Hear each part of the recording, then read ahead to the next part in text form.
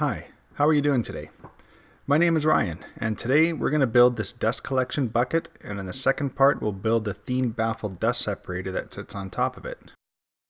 Here on the right is my old setup with a shop vac and a small version of my Thien Baffle sitting on top of a small bucket.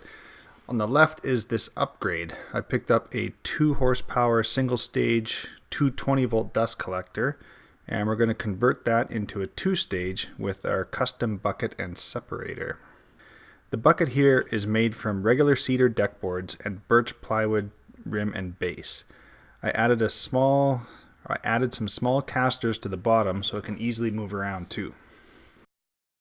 I first started by cutting down the deck boards on the miter saw for reasonably manageable size, then proceeded to rip them down on the table saw to remove the rounded edges. I also ripped all the boards in half after that, which was slightly wider than each stave that I'm going to use in the bucket. It looks like I am going kind of slow here, but I actually had a dull blade. It was a free blade, and I switched it out later on too. Here I've got the angle set on the blade. I have it set to 7.5 degrees, and I'm ripping each one of the staves on one edge, and then I'll move the fence slightly over to the right here and make this second cut so I can get the right diameter or size of bucket that I'm looking for. The target for my bucket is actually 24 segments, and I'm looking for an 18-inch diameter, which works out to exactly 7.5 degree cut on each of the edges. So this is me recutting them. My first one came out to 26 segments, and it was a 6.92 angle or something like that. It didn't quite work out so well. You'll see here next, I'll show you that. So what I did is I had my first stave cut, and then I cut it on the miter saw into all the segments just to see how it would line up, and just to see how it would fit together too. The diameter actually turned out to be about 20 inches, and you can see here there was lots of gaps. It didn't quite line up very nicely. It wasn't very tight. I also used masking tape, which tended to stretch a little bit, so I wasn't too happy with it, but even then, even holding it together, the gaps weren't right, so the angle would have been off just a hair, and you multiply that by 26. Here is what it looks like after I've recut it to the 7.5 degrees. This is 24 segments, and you can see how tight everything fits together now. And here are all the staves cut. Now I'm going to cut them all to length. Okay, so at the beginning I had a window, and this is what we need to make out of one of the staves. So I'm going to use a table saw to cut a window out in just a small version. So I want a window, and what I'm going to do is cut a through section, about something like that, and then I'm going to cut a little lip that the plexiglass or Lexan is going to glue onto, and it'll sit inside there on the inside. And it should fit in right there and give us the window we want. Here's the inside view of it. After I went through the table saw, you can see all the cut marks. This will be the inside. Here's what it looks like from the outside with the just dry fit. I'm using a slow cure epoxy, so I have a lot of working time with it. Here's it glued in from the inside view. I first mounted a long bar on my assembly table to use as a guide, and then started the layout and tape up of all the staves together from the outside edge. I also used a large square to keep it lined up to start with. And here's the rest of them all taped up together.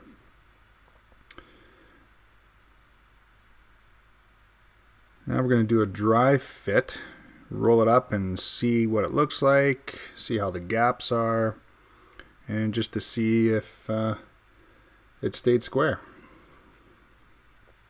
And just holding it together, have a quick look from the top view. Everything looks square, lines up. All my joints are tight. And looks exactly like the test ring I had before. Alright, so we're just going to lay it back down here, and time for glue up.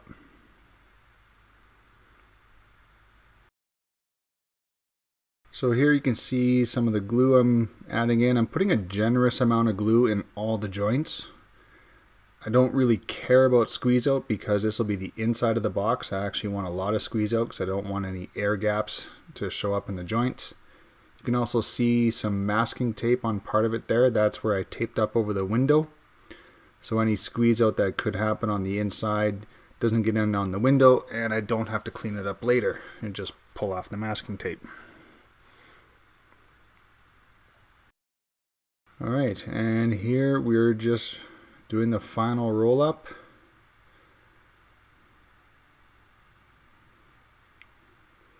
I do have some glue on that final joint there and a piece of tape to hold it in. And we're going to stand it up and make sure everything stays nice and tight.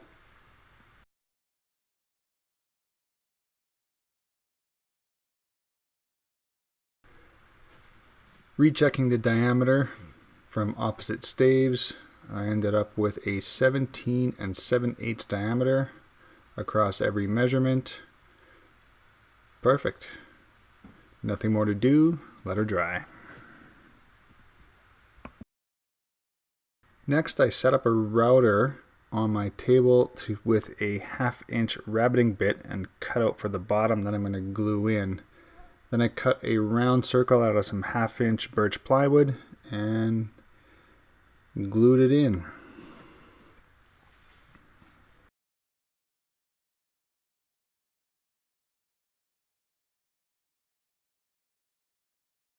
A little bit of sanding on it, make sure my fit's good. A little bit of gaps in the bottom, but there's plenty of glue in there, and I'm going to run a bead of silicone down on the inside anyways, just to make sure that there's no air gaps.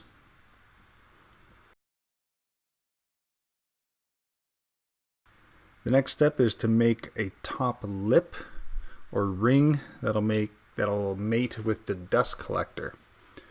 I created one outside ring first that fits snugly around, then a second layer that'll fit on top. Gluing it all together as one piece with plenty of glue. And here's what we ended up with, was a bit thicker lip on the top, a little bit of sanding and finishing. The dust separator will fit on top of this. Here's the finished product, and what I had was just a few coats of spray on poly, and you can see how the top rings came together with a nice finish. And the next part is to make the Thien Baffle or dust separator that will sit on top. Thanks for watching.